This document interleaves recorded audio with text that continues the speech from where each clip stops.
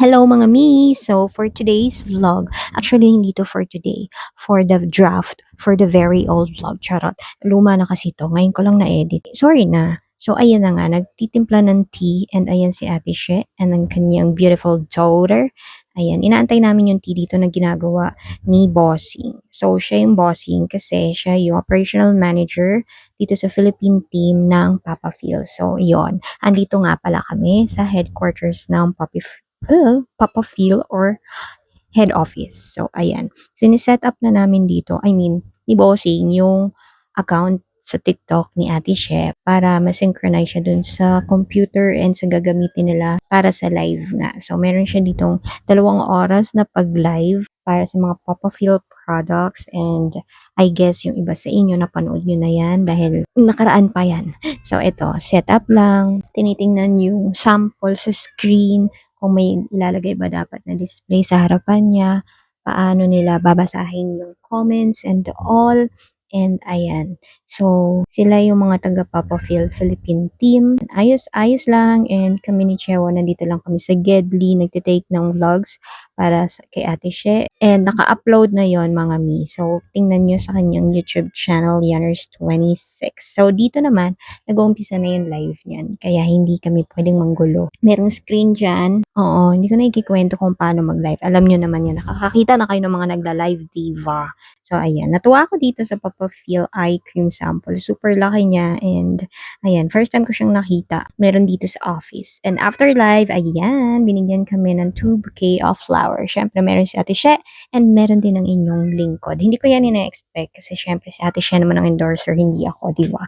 Pero thank you, Papa Phil. So, dito naman, inaayos na nila yung setup for the photo shoot. Kasi after live, kailangan magkaroon ng photo shoot si Ate Chef for Papa Phil. Meron silang mga ilang shots and ilang pag-post para sa Papa Phil social media accounts.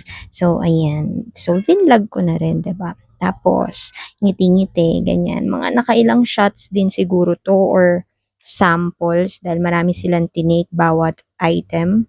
So, meron silang tinake for sunscreen, for 577 set, retinol, and eye cream. Syempre, yun yung mga best-selling products from Papa Phil. So, kung gusto nyo nga pala ng skincare for melasma, dark spots, anti-aging, punta kayo kay Anyong Urban TikTok account. Ililink ko na lang sa comment section or dyan sa caption. Okay?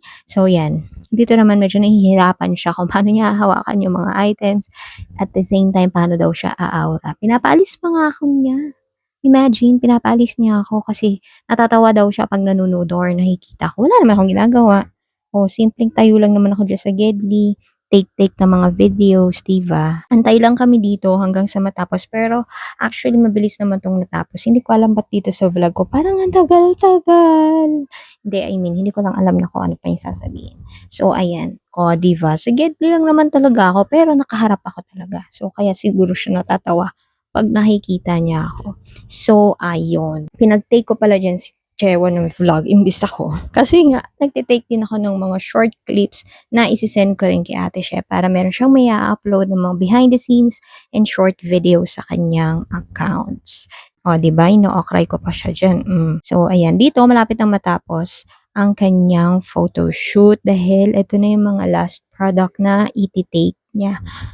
So, dyan naman ang hawak niya ay yung 5D Peptide Eye Cream for black under eye and fine lines sa mga wrinkles sa eye area ninyo. So, ito yung mga pa-freebies and giveaway ng Papa Phil nung natapos ng mag-shoot. So, medyo madami to kaya hindi ko alam kung paano namin iuuwi dahil lahat naka-paper bag, may 2 bouquet pa ng flower.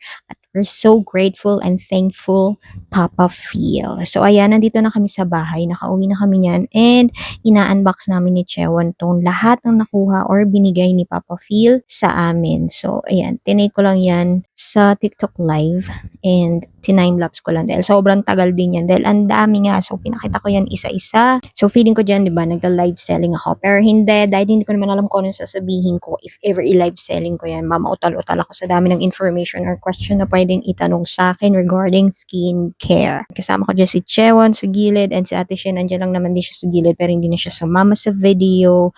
Ang dami, 'di ba? Naka-timelapse na 'yan, partida pero hindi pa rin ako tapos. So ayun, pinakita ko na uli yung flowers and nagpapasalamat ako diyan pero syempre naka-mute na siya. Again, maraming maraming salamat. Thank you very much, Shishe Papa Phil.